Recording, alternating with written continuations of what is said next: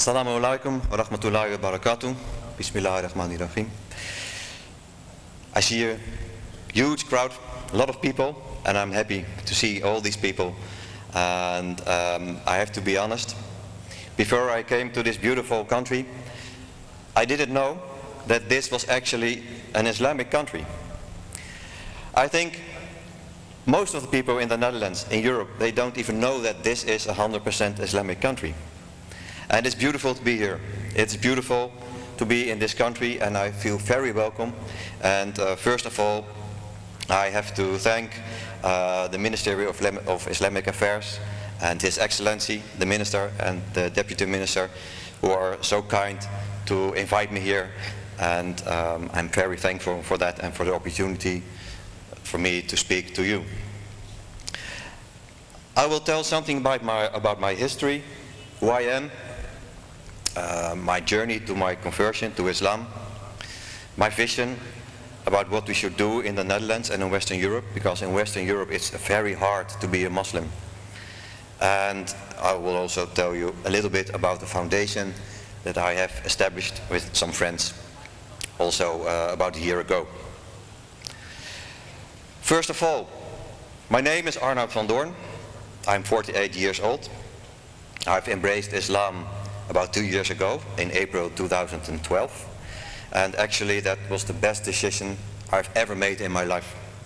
And I'm very thankful for this opportunity and for that decision and the fact that I am guided by Allah subhanahu wa ta'ala.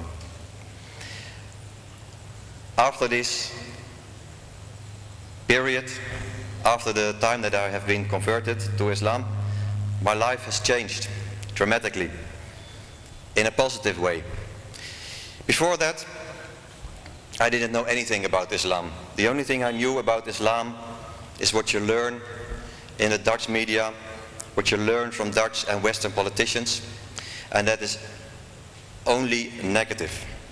Islam, as people are told in Western Europe, is bad, it's dangerous. It is nothing but a threat for society. They are oppressing women, they are all terrorists. And I'm ashamed to tell you now that I believed that that is the truth. It's not an excuse. And I'm ashamed for my beliefs and my ideas about Islam.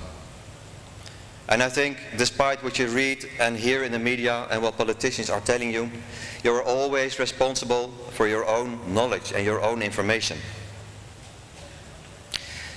And I've made a lot of mistakes in the past. And I want to apologize to you here again for the mistakes that I've made.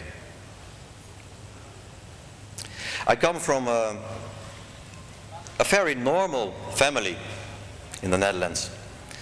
For Dutch ideas, a big family, 7 people, 5 children. I was the eldest son.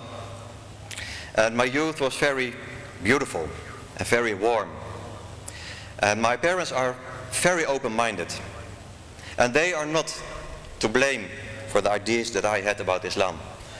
Because I was raised from a Christian tradition that you have to respect any other religion and any other culture. So my parents did their best.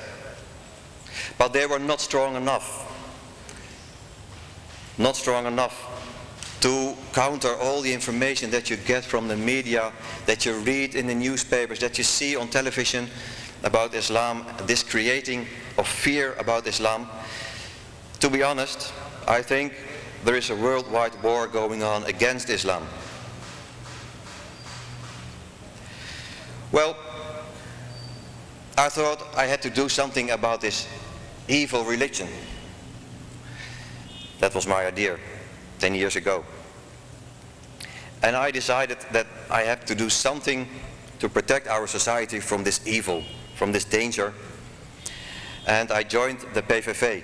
That is a very anti-Islam, Islamophobic party in the Netherlands, led by the famous Geert Wilders. And at that time I thought he was my role model. I think he was a hero, because he stood up against Islam. And he stood up to protect our freedom. And I thought, this guy, this man, that is the one I should follow. That is my example. That is my role model.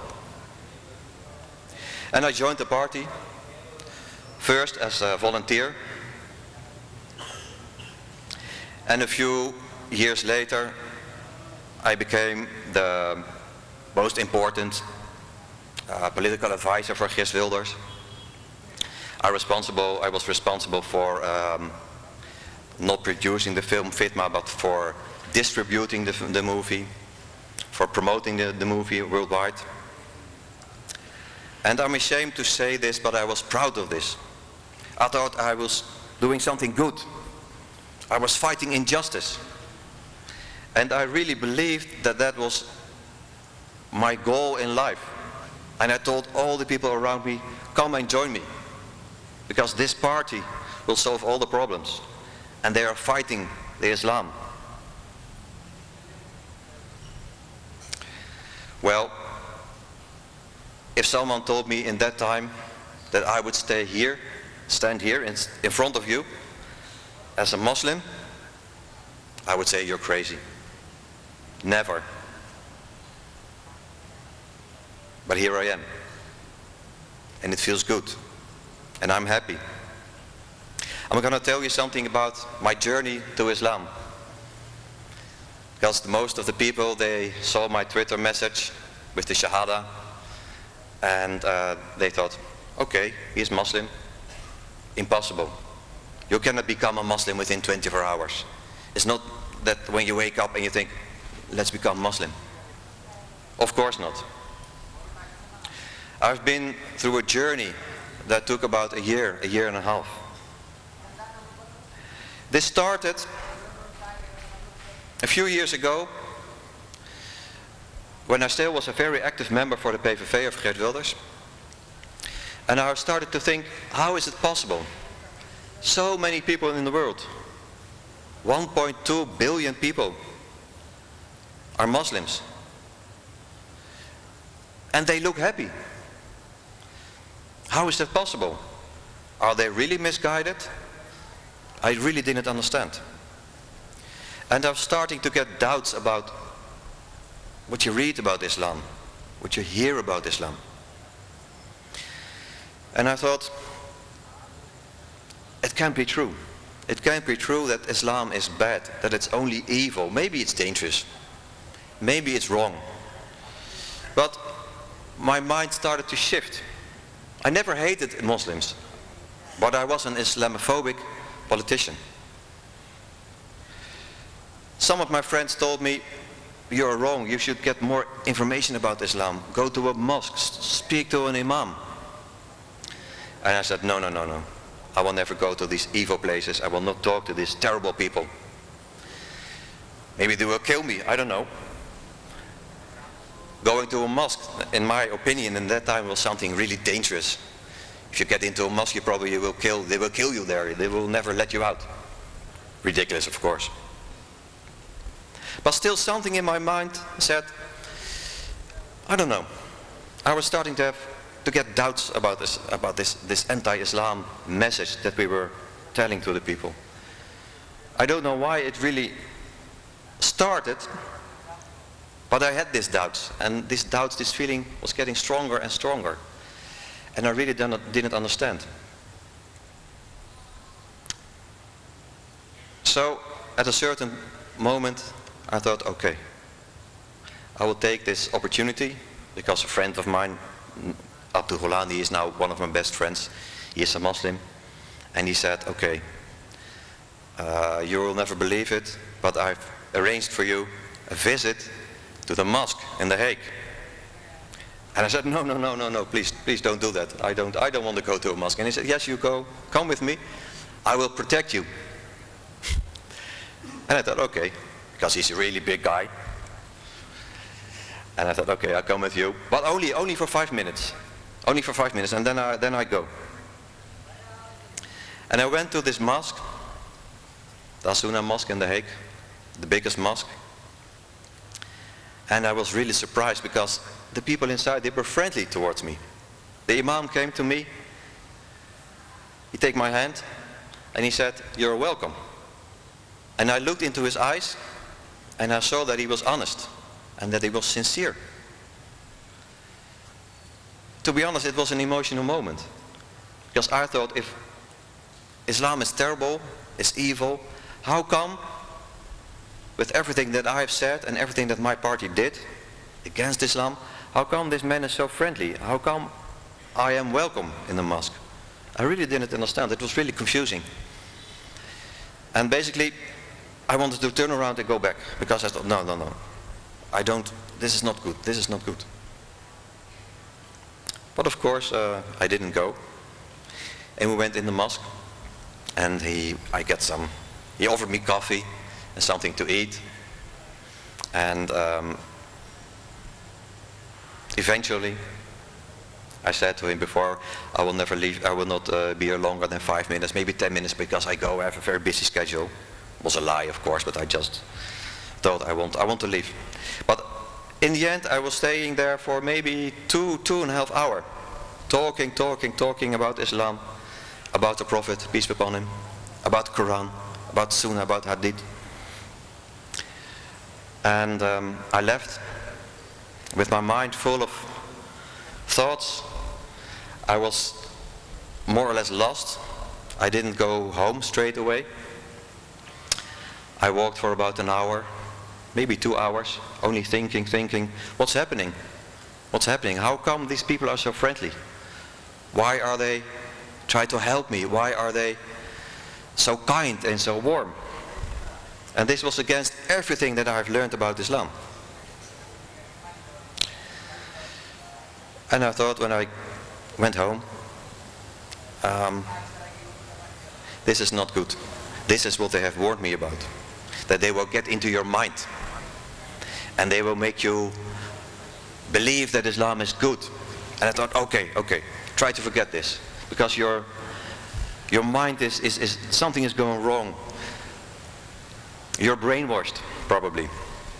And I went home and I tried to forget everything about the meeting, everything about the kind words from the Imam, and every wisdom and every beautiful things that I've heard about Islam. I said, no. And for maybe a week, 2 weeks, I thought, okay, this was my visit to the mosque, the first and last visit ever. I will not let myself getting brainwashed by these people. But still, something inside me, something in my heart, something in my mind, a very small spark was still there, and it didn't go away. How much I tried, it didn't go away. I still had these doubts, and I was really working hard to push it away. It didn't work. So finally, I went back to the mosque after a few weeks, and I said, okay, you told me something about Islam, tell me more. I had lots of questions, a lot of critical questions, of course, maybe 90%. But I thought, okay, I'll go back to the mosque, and well, it will be clear after an hour that everything is, that I'm right, that Islam is evil, that it's wrong. It didn't happen, of course not. And again, I was in the mosque for 2 hours, 2.5 hours. And he gave me, when I left, the Holy Quran, and he said, the Dutch translation, and he said, okay, read. You don't have to read. If you have time, start reading. Even for 5 minutes. Even 1 page. But start reading. Doesn't matter where you start, in the middle, in the end, in the beginning, but start reading. And I accepted the Quran, and I went home.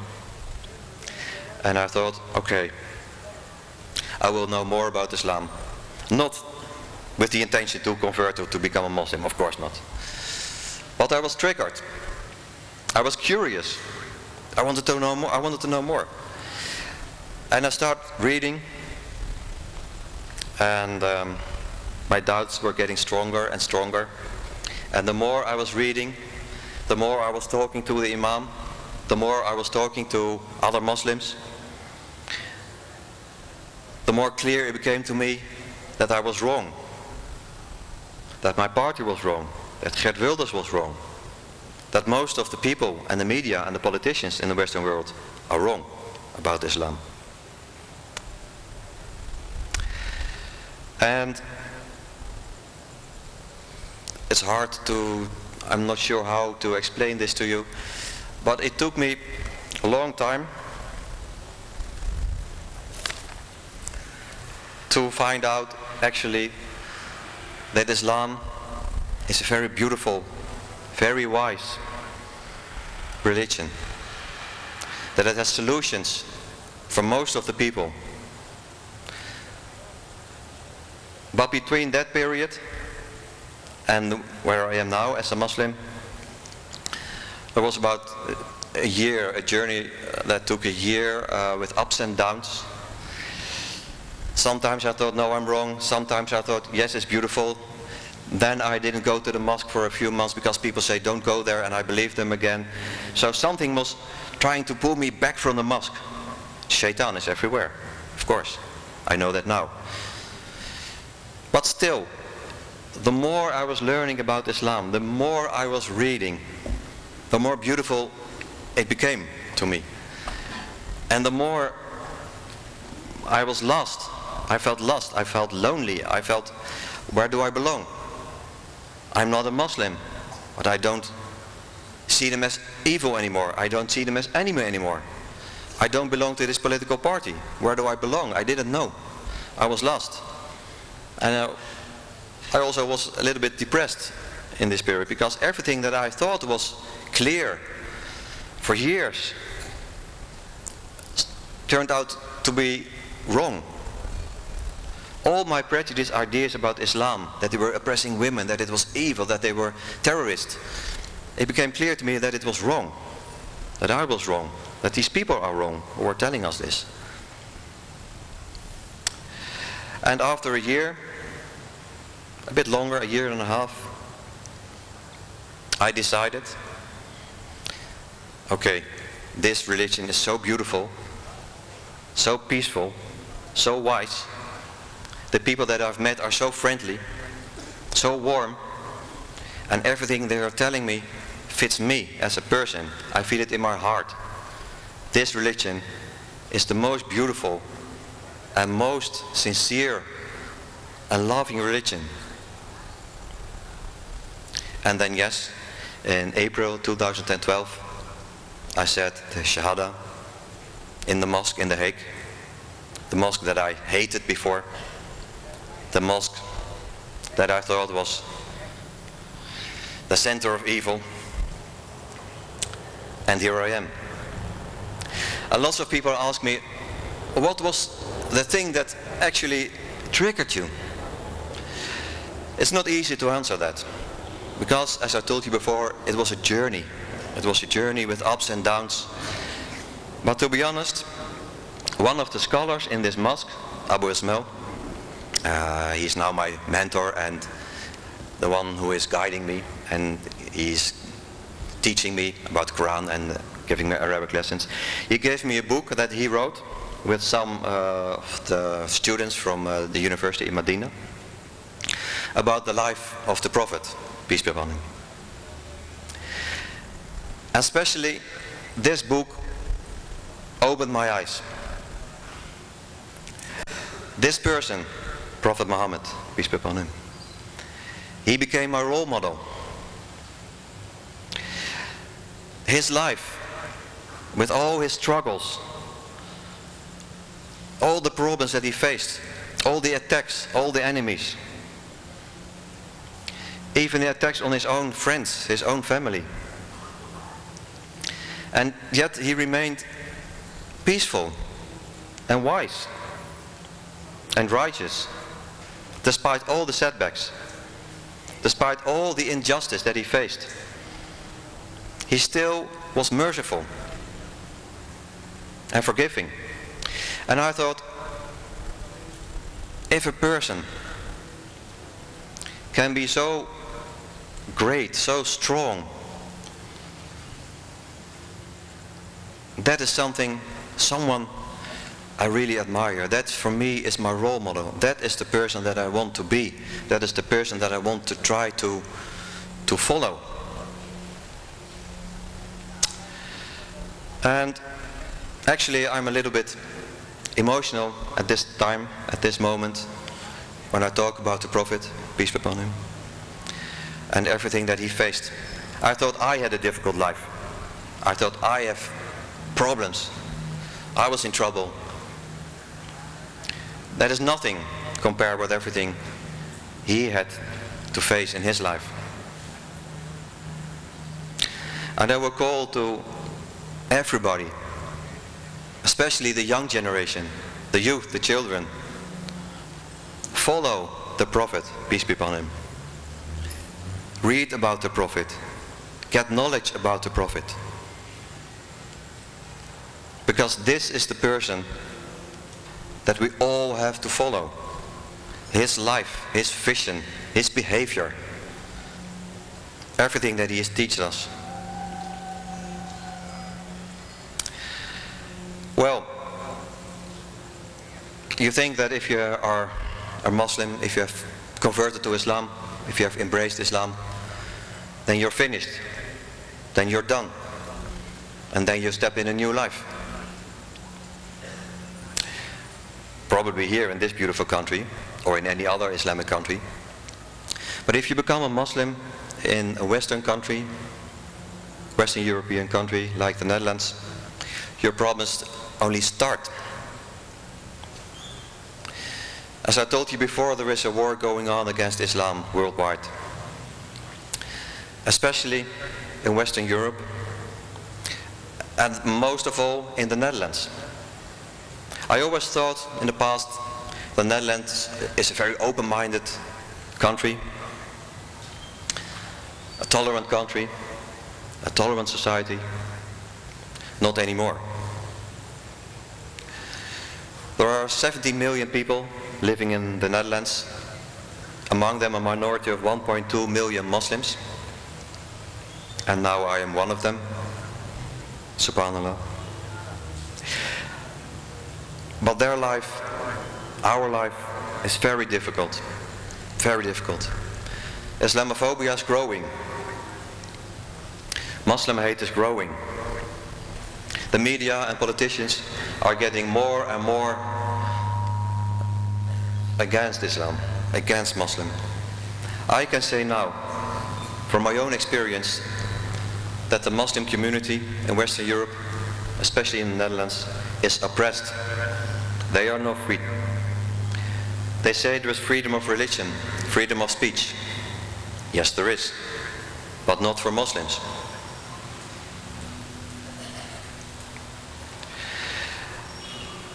It would be nice for the most of you, no, nice is not the right word, it would be very interesting and a learning experience for the most of you here to come to the Netherlands, to come to a Western country and to feel for yourself how it is to be an oppressed minority. An occasion like this event, me speaking here to you, to all these Muslims, that unfortunately is impossible in the Netherlands. The last few weeks, the media is getting even more mean and harsh against the Muslims in the Netherlands.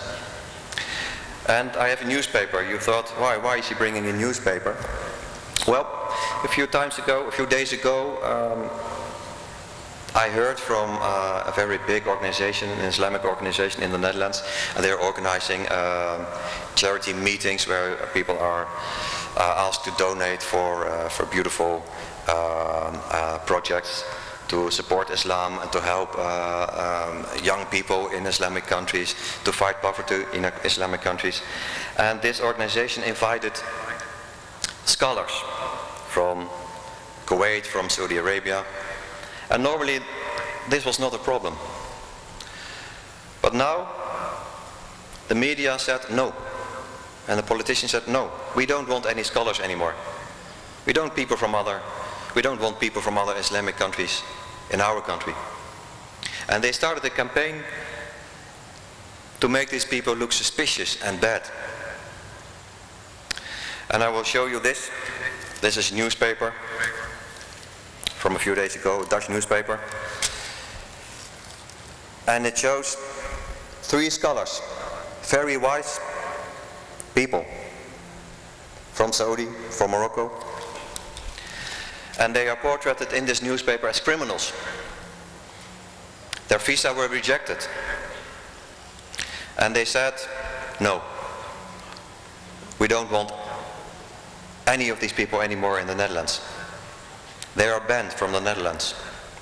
And not only in my country, in most of the Western countries, they are not welcome anymore. And I know why. Because despite of all the efforts to fight Islam, Islam is growing in Western Europe. Islam is growing in the Netherlands. It is the fastest growing religion in Western Europe. And for some people that is probably a threat. For example, now it's February 2015, only the last 2 months more people have embraced Islam than in the entire year 2014 in the Netherlands.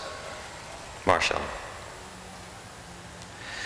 And most of them are young people between the age of 12 and 25, the young generation.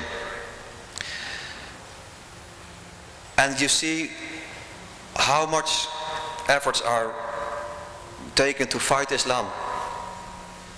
How hard the media is working, how hard politicians are working against Islam, to fight Islam. Still, Islam is growing.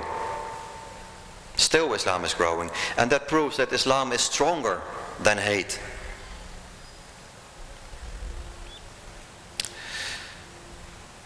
Even my own son, I have 3 sons. My eldest son, Iskandar, he was just like me, very anti-Islam. He also thought Islam was dangerous and evil. And he went with me to the Dubai Peace Conference last year in April. And even he, the last person on earth, I thought, who would embrace Islam, embraced Islam during this conference in Dubai last year. And I couldn't believe my eyes. I got tears in my eyes when I saw him there. He was saying the Shahada. He was embracing Islam. And I saw at this moment, he changed. His entire expression changed. He was happy. He was crying. This was so beautiful. And this is something that I see more and more and more in the Netherlands, in my country. All these young people embracing Islam, all these young people converting to Islam. It is beautiful. But at the same time, the gap between Muslims and non-Muslims is bigger, is growing. Muslims are attacked in my country. Women are attacked on the streets. People are attacked at their work, in the mosque. Mosques are attacked, set on fire, vandalized. And the police,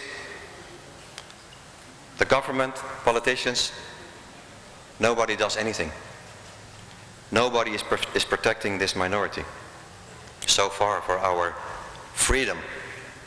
Yes, there is freedom, not for Muslims. So I thought about a year ago, I should do something about this. I feel that I have an obligation, a responsibility to help the Muslim minority, the Muslim community in my country. And I also felt I have to do something good. I have to repair some of the damage that I was responsible for. And we started 2 things. First of all, a political party called Partij van de Eenheid, Party for the Union. The first Islamic-based party in the Netherlands. And we were elected. Now I'm a member of the Hague City Council for this party. And also, at the same time, we established a new foundation, European Dawah Foundation, because we feel, I feel, and with me my whole organization, all the volunteers, that we have to do something to help the Muslims, to help our community, Because the government is not doing anything. The government is not protecting us. The government is giving our youth wrong information about Islam. They are polluting their minds with evil and hatred. So we started with this foundation a year ago, very small. We started in a garage. Now we have a small office. We're getting bigger and bigger. And we thought we have to make sure that